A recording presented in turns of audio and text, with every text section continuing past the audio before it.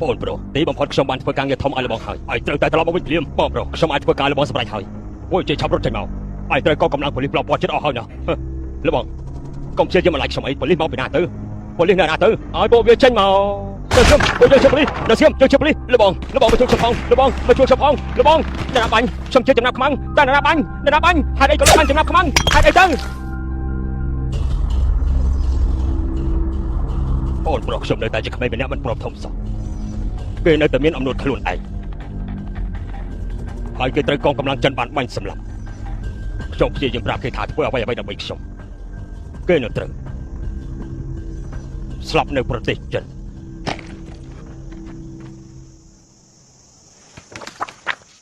នេះជាប៉ូលីសចិន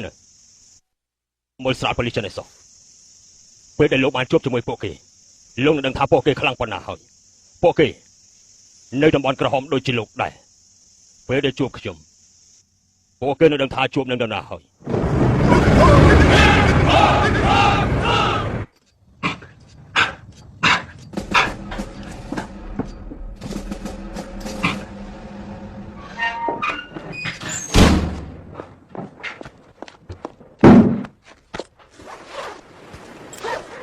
ពួកគេគិតថាកងទ័ពត្រូវតែស្ដាប់បញ្ជាបើមិនចឹងទេត្រូវគេដឹងចេញហើយត្រឡប់ទៅផ្ទះអ្នកខ្លះគិតថាលោកត្រូវឡើងបនសាលើកលែងតែឲ្យលោកចូលក្នុងកងទ័ពវិញខ្ញុំគិតថាលោកនៅមានឱកាស 50% ត្រូវដកចេញពីកងទ័ពខ្ញុំគិតថាមានឱកាស 50% ប៉ុណ្ណោះដែលធ្វើជាកងទ័ពគ្មាន 50% ស្ដីក្នុងភារកិច្ចខ្ញុំ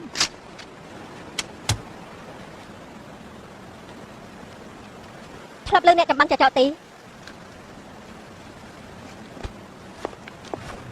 ខ្ញុំធ្លាប់លើវាជាកងទ័ពពិសេសពណ៌ខៀវនៅខ្លះមានអ្វីទៀតអ្នកចម្បាំងចចដែលគេបង្កើតចេញពីកម្លាំងពិសេសរបស់ខ្លះពួកគេបំពាក់ដោយអាវុធទំនើបបង្ហាត់ជំនាញនៃកងទ័ពពិសេសបរទេសបង្កើតបានក្រុមមួយជើងរយៈជួររបស់ពួកយើងកម្លាំងរឹងមាំកម្ចាត់សត្រូវមានលះបង់ជីវិតពួកគេជាកម្លាំងពិសេសនៅក្នុងកងទ័ពពិសេសក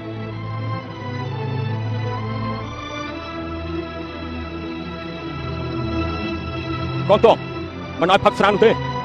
នៅគិតថាខ្លួនឯងជាកងទ័ពទៀតទេបើខ្ញុំផឹកមិនមែនជាកងទ័ពទេប្រហែលនាងជានរណាទៅខ្ញុំគឺឡុងស៊ីងយុនមេបញ្ជាការកងទ័ពចច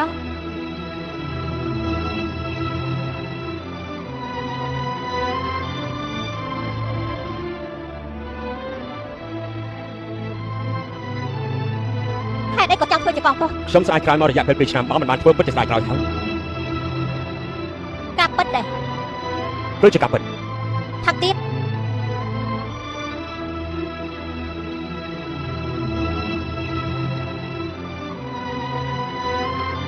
ថាទៀតបងខំខ្ញុំឲ្យសង្វឹងដើម្បីខ្ញុំនិយាយការពិតមែនទេព្រមប្រាប់ការពិតដែរទេព្រមល្អអ្នកនាងចង់ដឹងពីអ្វីទៅ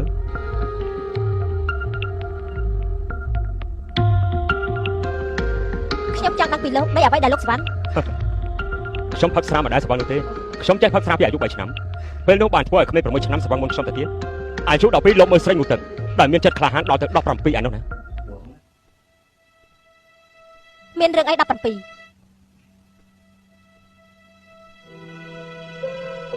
ពុកលោកដាក់ពីណីហ៎មុនពេលដែលខ្ញុំកើតមកប៉ាខ្ញុំបានចាក់ចេញពីផ្ទះម្ដងតែម្ដាយខ្ញុំគាត់ចង់បានកូនមួយទៀតដូច្នេះគាត់ក៏ទៅហៅប៉ាមកវិញឲ្យគាត់ផឹកស្រាពេលដែលប៉ាស្វឹងហើយខ្ញុំឈរនៅទីនោះតែម្ដង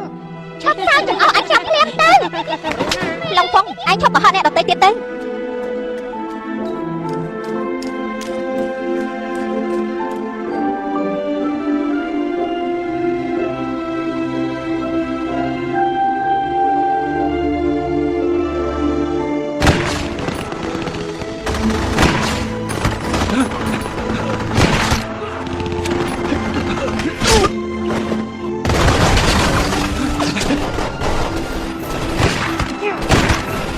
លោកមេបញ្ជាការនោះពួកយើងទៅកុំព្យាយាមចូលមកទៀតអីកុំព្យាយាមចូលមកអីចេញទៅ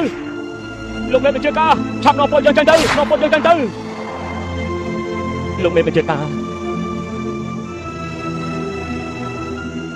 បងប្អូនរបស់យើងខ្លាចណាស់ឆាប់សម្រេចចិត្តព្រាមទៅឆាប់សម្លាប់ខ្ញុំមក